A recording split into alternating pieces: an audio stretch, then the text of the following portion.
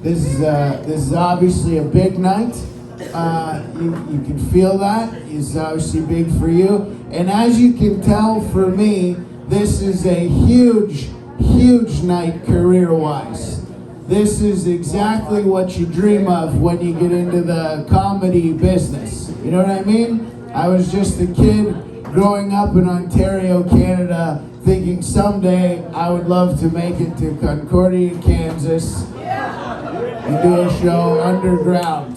That if I could, yeah. So you're seeing dreams being achieved here, ladies and gentlemen, right now.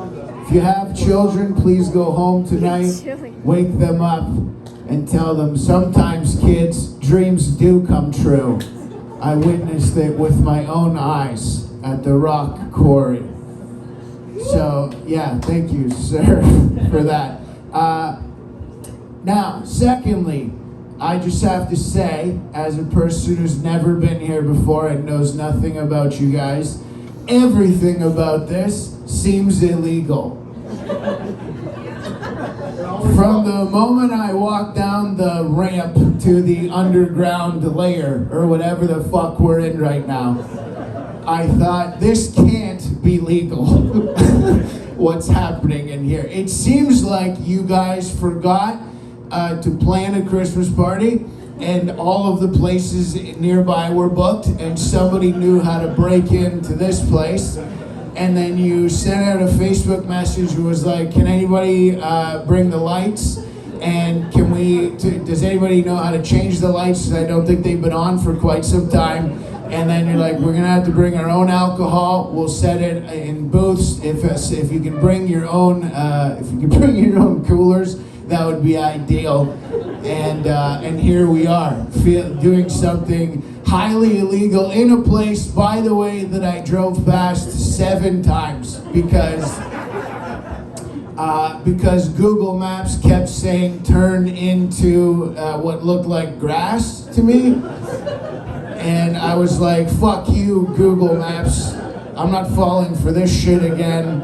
How dare you? I was thinking in my head, no, there's a venue somewhere nearby, and Google Maps is fucking me again by taking me to the wrong place. And I tried to make a phone call. My phone didn't work at all. I had no reception. I was in the middle of nowhere reading signs that said bad flood area on the way.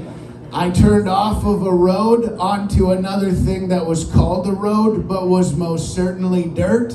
And I drove down that and then came here and passed it 7 times. 7, that's 4 one way and 3 the other, until finally I was like, oh shit, there looks like a path here. Maybe that goes to another road that will take me to the venue. But that was incorrect because I was here. And it was in the dark with some sort of pink car outside. Which I don't know if that's one of yours, but I fucking love it if it is. And if not, it's amazing that it was just here, you know? So I just want you to know, up front, this is the most I've ever felt like I was about to be murdered on the way to a show. Now, I have felt that a little bit before because I've done some weird gigs in my 23 years of doing comedy, but nothing quite like this. And so the pure fear that came over me as I turned into the cornfield and started driving into what would be the parking lot, I thought, this could be it for me. Somebody has convinced me to come to Concordia, Kansas, told me I was living my dream, and now I'm gonna be fucking murdered and stuffed into the trunk of a pink car and driven out to the middle of nowhere, which is down the street, by the way, and nobody will ever know where I went, and nobody will ever know who I was, and it all ended here in this place. And I'm still not 100% convinced that's not gonna happen. So I just want you to know what a nerve-wracking time this has been for me. If anybody tells you stand-up comedy isn't dangerous, you tell them what I've experienced here tonight, okay? Because this is the most I've ever felt like I was in a Jason versus Freddy horror film. about to be fucking murdered. So I was very excited when I came in here to find people playing pool and not sharpening knives. Charles Manson is sitting right over there. That's not helping, sir. Charles? I was nervous I was gonna die. Well, you should be, because Charles Manson is out, and he's the one that got in here and turned the lights on. You look like the guy too who hit a pretty strong bong hit and was like, guys, I'm pretty sure I could break into that old place in the fucking cornfield. You know what I mean? You look like the guy who made this happen. That's why you got the VIP booth. Or maybe what used to be a VIP booth. I don't know where the fuck we are right now. Part of this looks like a Denny's, and then the other part looks like Studio 54. It's amazing what you have under this, whatever the fuck is above us right now. This is by far the weirdest thing I've ever done in stand-up comedy. But in the greatest way, because I'll literally talk about this forever. Like, the show could end right now, and I'd walk out of here, and this would be the most memorable thing I've ever been a part of, just purely based on where the fuck we are right now. Sir, you were the first person I met outside, too, and I thought you were a bouncer. And I was like, oh shit, what the fuck is going on? And I could only see a door that didn't have a handle on it. Right? And I was like, shit, this guy is gonna have to pry that door open. He decides whether I go in or not. I ask him, where's Nick? And he goes, he's at the bottom of the ramp. And I had to take a step back and start looking for like a ramp. You know, I was like, is that how they get maybe that's how they get the pink car onto the truck or something. They use the ramp, and Nick was at the bottom of the ramp. And he saw that on my face. He was like, this idiot obviously doesn't know where he is right now.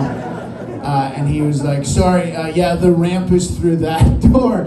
And I was like, wow, that's interesting, because I thought there was a venue through that door, not a fucking ramp. But it turns out 100% there's a damn ramp that you gotta go down to get into whatever the hell we're in right now. So I appreciate that, sir. Also, it was amazing that you were the first guy that I saw, because you're one of the scariest looking guys here. So that is the guy you want outside. Like, I don't know if you timed that because you were smoking weed or what you were doing out there. But it was just timed perfectly that he does look like the guy who decides whether you go in or out of the ramp, up or down. He'll throw you up or down the ramp, depending on how he feels. It's great. And what was your name, sir? It was Bobby? Yeah, Bobby, yeah. What's that? Robert or Bobby. Robert or Bobby? Yeah. Nice. You've been to court a couple of times. You just talked to me like I was a judge there for a second. What do you go? Robert. Sorry, Bobby. I forgot where I was there for a second. Robert's got to put a tie on. Bobby will put his vest on and scare the shit out of you.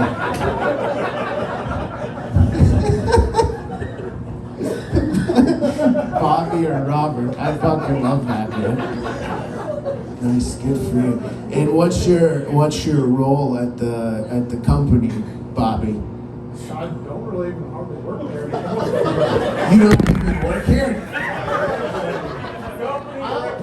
They just bring you to the Christmas party? Human resources. You're HR?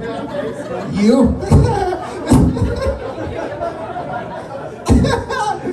That's amazing. Like, if we played a game where I had to guess which department you're in, we'd be here all night till I got to HR.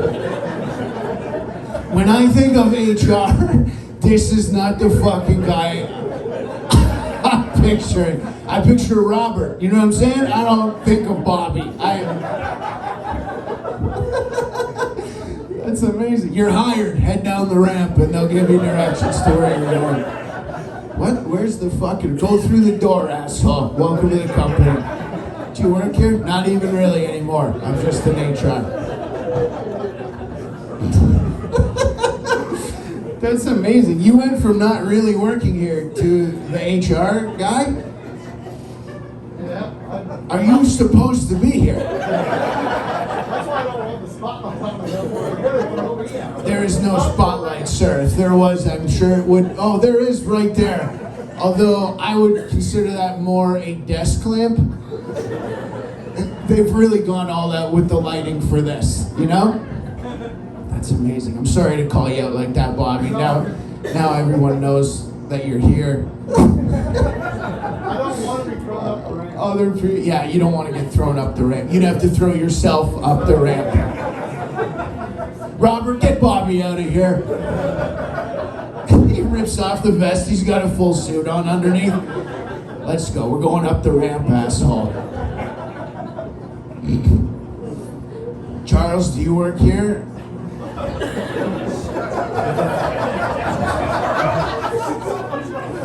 Or is this is this a Christmas party for all former employees? That'd be amazing if you did that every year and then you hired one of you back. Whoever brought the most beers in their case, this guy brought a mop bucket full of beer. He's like, I think I got it this year. Fuck, I'm going after HR. Charles, do you have employment with the company? Are you looking to get back in? You're here? No, I know you're here. I can see you. That's great. What are you also HR? No? That'd be wicked. I just picture you being like, you're hired.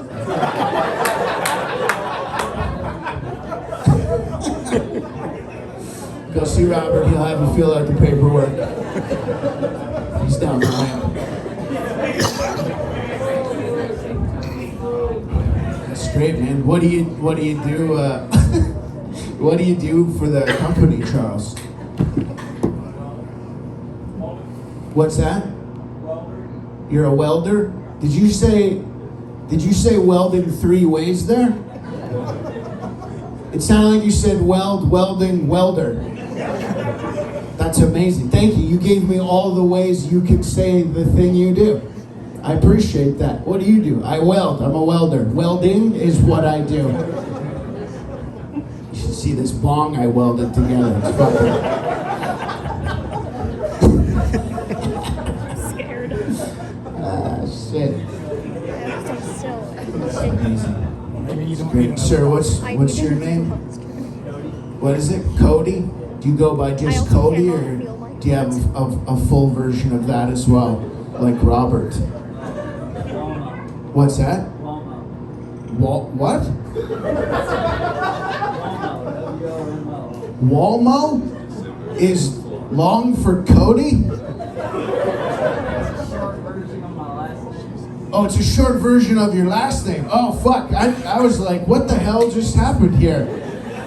Yeah, hi, what's up? My name's Walmo. You can call me Cody for short. Why would I do that? Walmo. And what's Walmo short for? Wal Mitchell? Wal Mitchell goes to Walmo? What is it? Wal Mitchell goes to Walmo. But there's no O in Wal Mitchell. So you take off the itchel and replace that with just an O. You're Cody Walmo. That's amazing. I love what's happening here. Everybody gets in slight trouble with the law and then has to alter their name a little bit. That's incredible. Good for you guys. Oh shit. Is Charles okay? I just needed a drink that he can get himself. That's amazing. You know, at most, and when I say most, I mean 99.9% of the corporate Christmas parties I've done, if you did that, you'd be thrown out of the venue. But here, you have to. That's the difference between other... I actually may not even do another corporate party at like a real banquet hall again. If somebody calls, I might be like, is this show happening above or below ground? What's the ramp situation? How many beers can people bring with them? That's amazing. Good for you guys. Sir, what's your name, this gentleman here? Gerard. What is it? Darren? Do you go by Darrow? Dare What is it? Bear. Dare Bear? That's fucking amazing. That's awesome. Dare Bear. Good for you. And do you work for the company or trying to get back in? You work for the company? Nice. What do you do? What do you do for the company, Dare Bear? Metal fabrication. Metal fabrication? Nice. Now I'm gonna level with you, Dare Bear. I've never had like a real job. You might tell that from where the fuck I am right now. This is very clear. When you get fired from every job you've ever had, this is where you end up, below ground, doing a show for people that are illegally in a place. So I'm not 100% sure what metal fabrication means, but it sounds like to me you fabricate metal, which you tell somebody there's metal there when there isn't. You know? You're fabricating a story. Hey, listen, I built you some metal. And they're like, there's no metal there. And you're like, well, I saw some. Fuck, I had Charles Manson weld that shit together for me. He'll be here shortly. He's pouring himself a drink. That's wicked, man. Good for you, Dare Bear. And the gentleman in the middle with the backwards hat, who looks like the guy Charles buys his weed from. If I'm being honest, this whole operation looks like they have something to do with weed, you know? Sir, on the end, you look like the guy who throws people out, you know, if they don't pay what they were supposed to. You and Bobby get together and figure out the best way to throw somebody up or down a ramp. But the guy in the middle, what's your name, sir? What is it? I can call you whatever I want? That's interesting. Thank you. I don't think I've ever heard somebody say that before. I appreciate that. Most people have a very specific thing they want to be called, because it is in fact their name. But you're like, you know what? Enough with the names, just call me whatever you want. So, Steve it is. Steve is easy to remember. You look like a guy I went to high school with whose name is Steve. I used to buy my weed from him, actually. So, it's amazing. And what do you do for the company, Steve? You weld for Charles? Nice. He doesn't do the welding. That's interesting, because he included that in his list of things he did. He said he was a welder, he welds, and welding was also in there. What he failed to mention is he has Steve do it. What do you do? I weld. I'm a welder. Steve does the welding. It's amazing, man. Good for you. I'm fascinated by people with real jobs, which is what you guys have, you know? I appreciate that. You work hard. You know what I mean? We have a lot of differences between us. Like, I'm sure you guys have alarm clocks that you have to set in the morning, you know? And when it goes off, you gotta get up and you gotta go somewhere and do something, provided that you know what it is you do here. But for me, if I can't make a show at 8 p.m. at night underground in a cornfield, something's wrong. You know what I mean? I don't have to set an alarm. I just have to make sure I get there at the time, as long as Google Maps takes me to the right fucking place. In this case, I thought I was not, but it turns out that it is. So I appreciate that you guys work hard. This gentleman here right in the middle, sir, with the hat. What's your name? Ethan? Yeah. You okay? Oh, okay. I thought you were it looked like you were about to say something else, but no. And did you work here? Yeah, I work here. You work here. Very nice. Not here. because I don't think anybody works here. I mean, they might, but not tonight. You know what I mean? But and what do you do for the company? Draw. You draw? Scribble pictures. You scribble pictures? Sounds like me. Okay. Are you sure? Sometimes. What the fuck is happening here? Don't you guys build water towers? Do you? Sometimes? Sometimes? Did something happen where they were like, listen, we gotta let you go, but we don't want to, so just come in every day, we'll give you your own office and some crayons. Go underground, and that's where You scribble under here? This is where they send you? Listen, we're gonna send you to a cornfield to scribble, okay? Do I get to come to the Christmas party? Actually, we'll be coming to you. You don't need to go anywhere for the Christmas party. That's amazing. What are you drawing? water towers. You draw the water towers. Nice. Are they different shapes and stuff, or do you draw the same thing? We just put the same one in every town. Same one in every town, but they always have to have it drawn? Yeah. That's good for you. That's fucking job security right there. All you gotta do is trace the last one. Just put another name on it. That's fucking, what a job, man. How the hell did you even get that? I feel like that was something you like tricked them into doing. On your first day, you met with Bobby in HR. And he was like, what do you bring to the table? And you're like, all right, listen, you know when you go out to build a water tower, what are you looking at right before you build it? Nothing. Well, what if somebody were to draw that for you? I have my own box of crayons. I work underground exclusively. And he was probably like, no, they're all exactly the same. And you're like, precisely why we need the drawings. Each one will be to my handcrafted specifications. I just have to trace over it. Here's another one. Get out there. Go to Charles, tell him to have Steve to weld this together.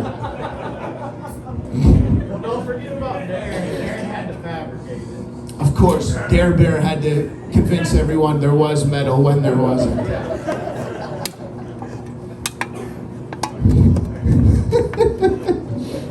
Holy shit, man. That's awesome. Good for you guys.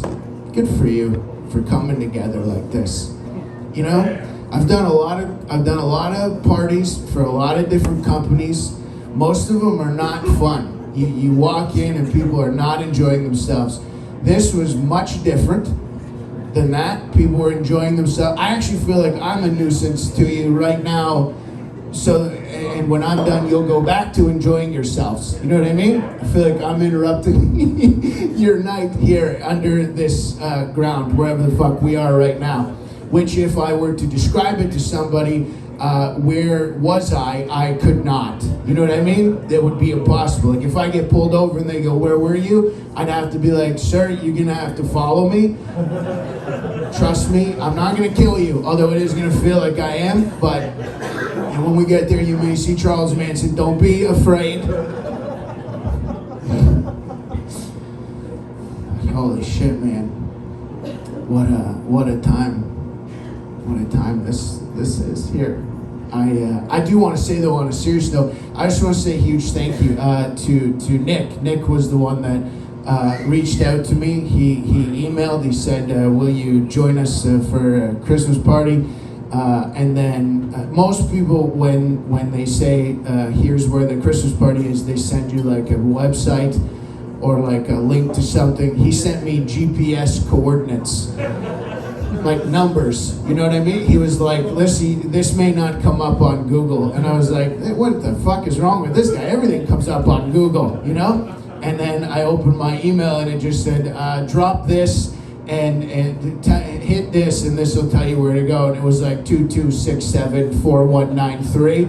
And it was just in the middle of a field on Google with no real address. And then I was like, oh shit, what the fuck is going on here? And then finally I got it on Google and it was like, it said venue. And I was like, oh, amazing. This is a real place. and then obviously I was wrong about that.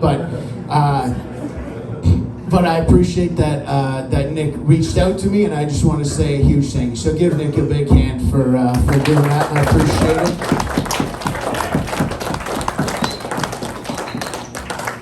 I just want you to know, as I said earlier, you know, I started doing comedy when I was 14 years old. I'm from Canada. I'm from London, Ontario, Canada.